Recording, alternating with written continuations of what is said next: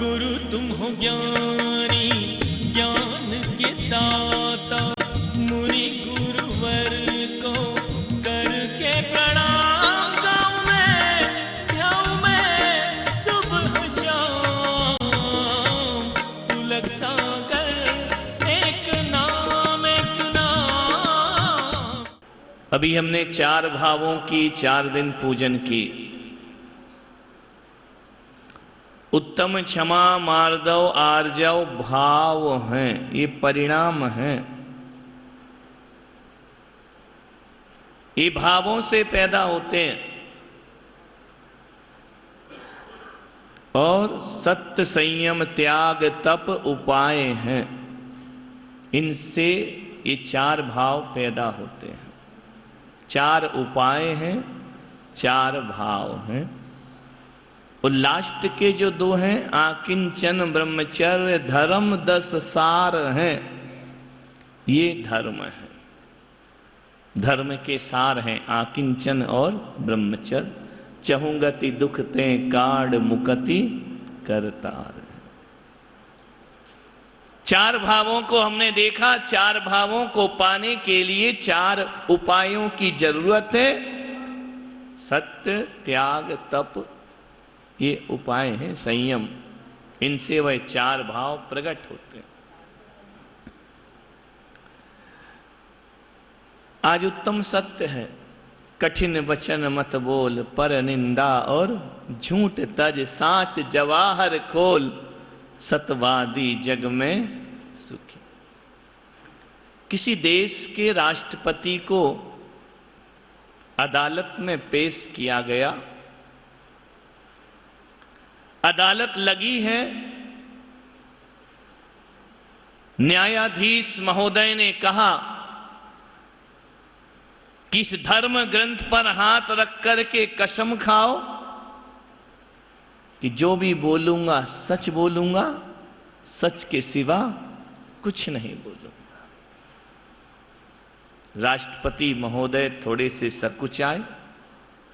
उन्होंने कहा कि न्यायाधीश महोदय, मैं इस धर्म ग्रंथ पे हाथ नहीं रख सकता।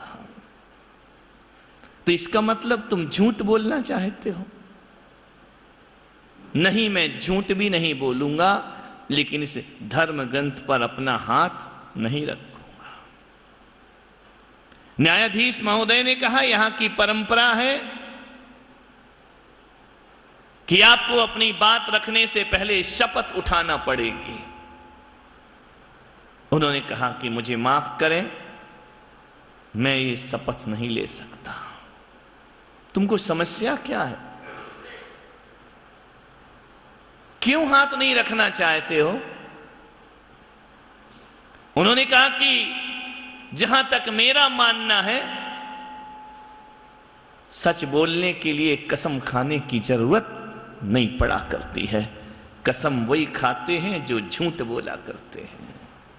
कसम कमजोरी है, शपथ कमजोरी है।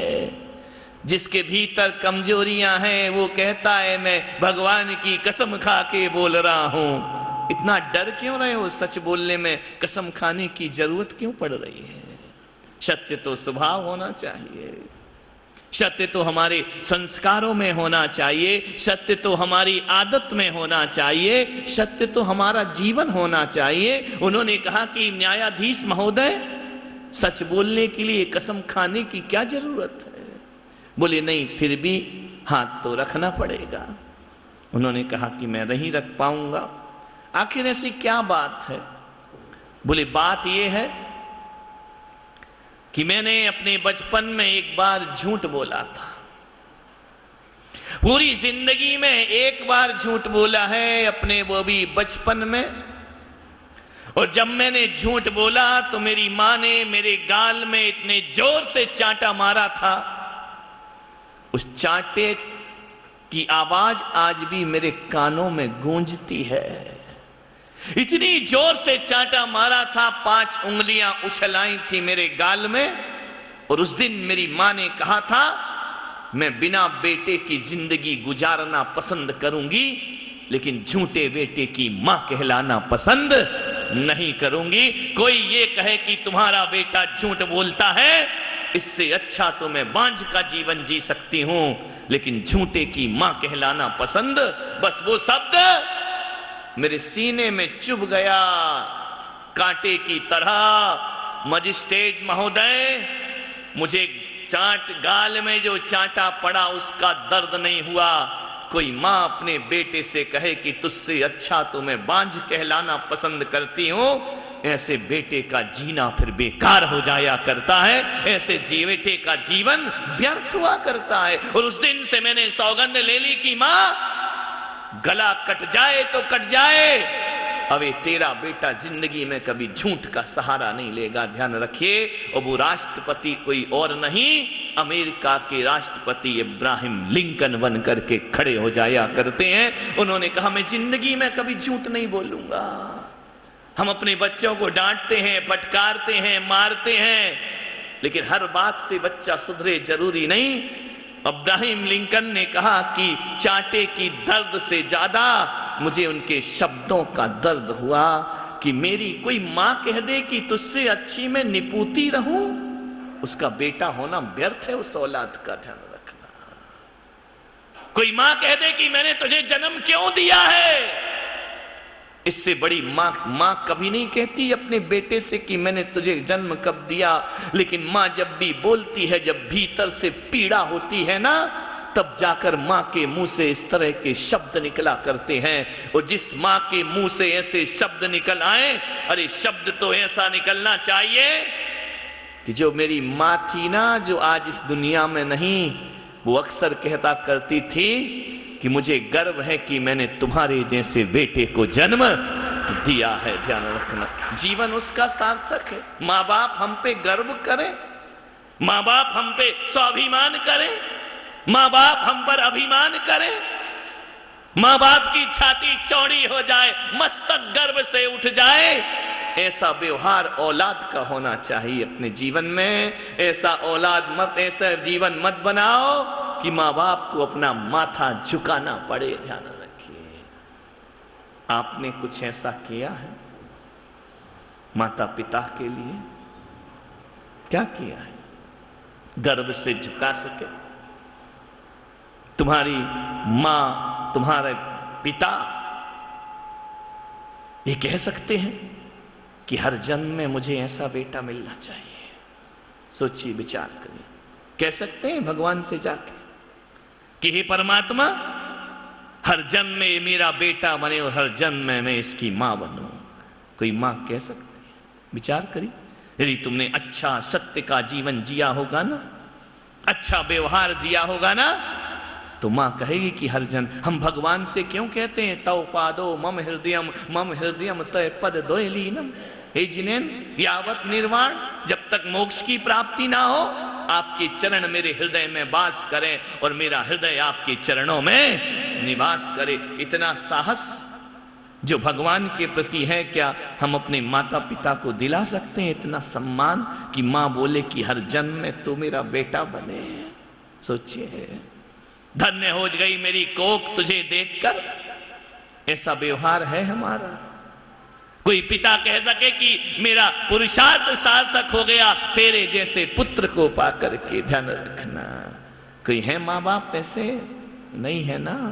जिंदगी नहीं जी ढंग से जिंदगी जियो। गर्व करें तुम्हारे पड़ोसी तुम पर, गर्व करें तुम्हारे रिश्तेदार तुम पर, गर्व करें तुम्हारा परिवार तुम पर, तब तो तुमने सत्य की जिंदगी जी है। वरना व्यर्थ की जिंदगी, ऐसे बच्चे तो जानवरों को भी पैदा हो जाते हैं, ये कोई बहुत बड़ी बात नहीं हुआ करती है। आज भी कौशल्या की आत्मा जहां होगी ना, राम जैसे पुत्रों को पाकर धन्य हो जाया करती है। त्रिशला की आत्मा जहां होगी, महावीर जैसे पुत्रों को पाकर धन्यता को प्राप्त कर लिया करते हैं। विचार करिए, नाभिराय जैसे पिता गर्व से मस्तक ऊंचा करते हैं जब उनके घर तीर्थंकर जैसी आत्मा का जन्म हुआ करता है। ध्यान रखना, क्या किया हमने अपने पूर्वजों के लिए? पूर्वज तो छोड़ो, अपने जीवित माँ बाप को भी हम कुछ नहीं दे पाए। गर्व से जिंदगी जियो। मान्यवर, मेरी मां आज दुनिया में नहीं है, लेकिन मुझे दुख नहीं है। एक स्त्री को जो सम्मान मिलना चाहिए, एक स्त्री को जो मान मिलना चाहिए, और एक स्त्री को जिस शान से विदा होना चाहिए, वो अपने जीवन में जी करके गई है। ये संतुष्टि का भाव हमारे अंदर मौजूद है। कहीं हाथ नहीं फैलाया, अपनी शान में जी। जो लोग परिचित थे, शान से जी और शान से विदा हो गई। ध्यान रखना, मैंने उसे लेटे लेटे विदा नहीं कराया, मैंने उसे संतों की भांति बैठे बैठे विदा कराया है। ध्यान रखिए, जिंदगी उसका नाम होता है। संतों के भांति जियो, संतत्व के भांति जियो। मान्य उस माँ ने कह दिया कि मैं झूठे की औलाद की मां बनना नहीं चाहती हूं, सत्यवादी बनो। अब्राहम लिंकन ऐसे राष्ट्रपति हुए अमेरिका के इतिहास में। एक गरीब घर में पैदा हुए, निर्धन के घर में पैदा हुए, कुछ नहीं था उनके पास, लेकिन उन्होंने ऐसी जिंदगी जी। एक साधारण सा आदमी, कई बार जो जो काम उसने किए सब में फेल हो गया, किसी काम में सक्सेस नहीं हुए, फिर भी उन्होंने अपने जीवन में सच्चाई का रास्ता नहीं छोड़ा और अमेरिका के राष्ट्रपति बन करके खड़े हो गए। सोचना है, सत्य होना चाहिए जी। कमजोर कौन होता है? जिसके पास सत्य की ताकत नहीं होती।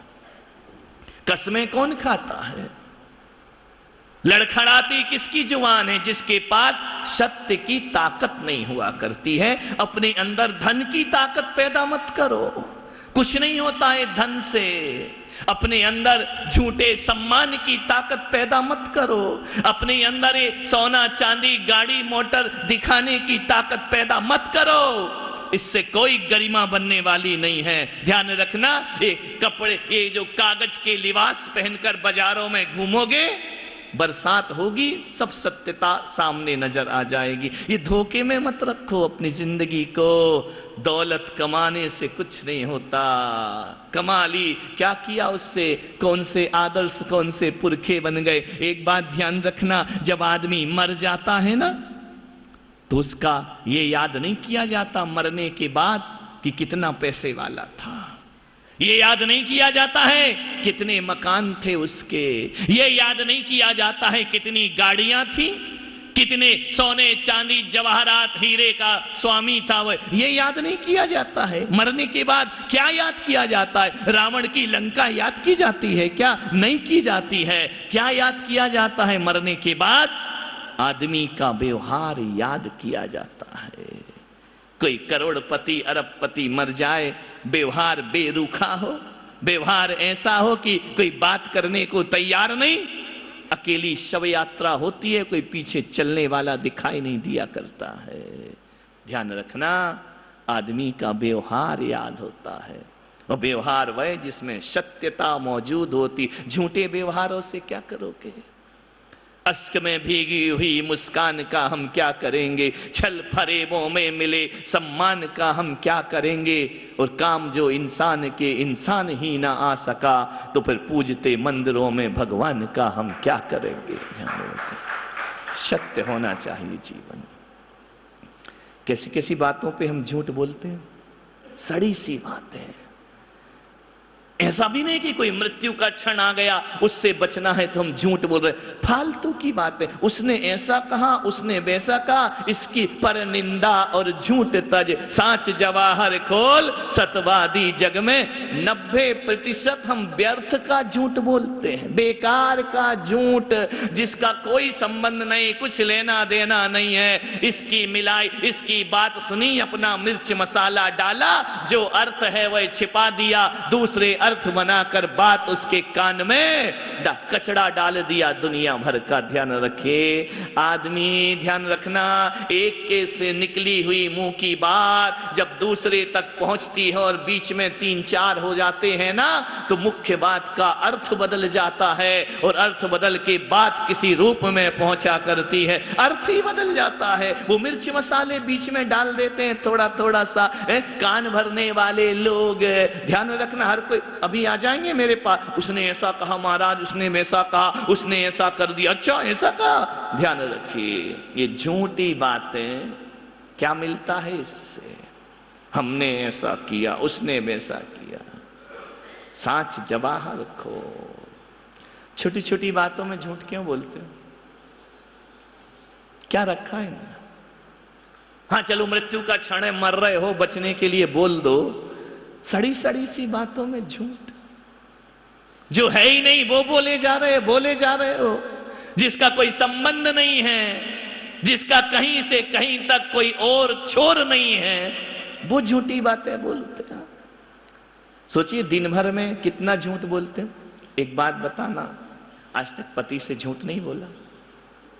ईमानदारी से 7 जन्मों की कसमें खाई हैं, फेरे लिए हैं, पूरा सच बोलते हो। कैसा प्रेम! पति ने आज तक पत्नी से झूठ नहीं बोला।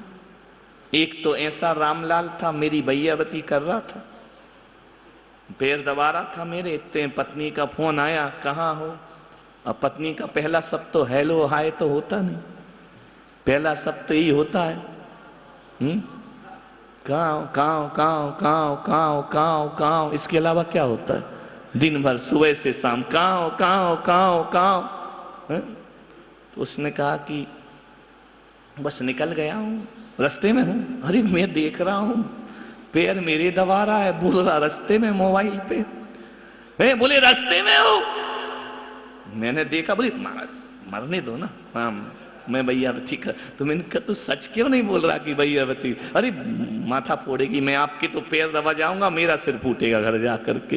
तो मैंने कहा कि सच क्यों नहीं बोला, बकने दो। बोले बस पहुंच गया, आधे रास्ते में आ गया, आधे रास्ते में आ गया। फिर आया फोन, काव काव की सिवा क्या है? बोले बस भिलाड़ पहुंच गया। अरे मैंने कहा भिलाड़?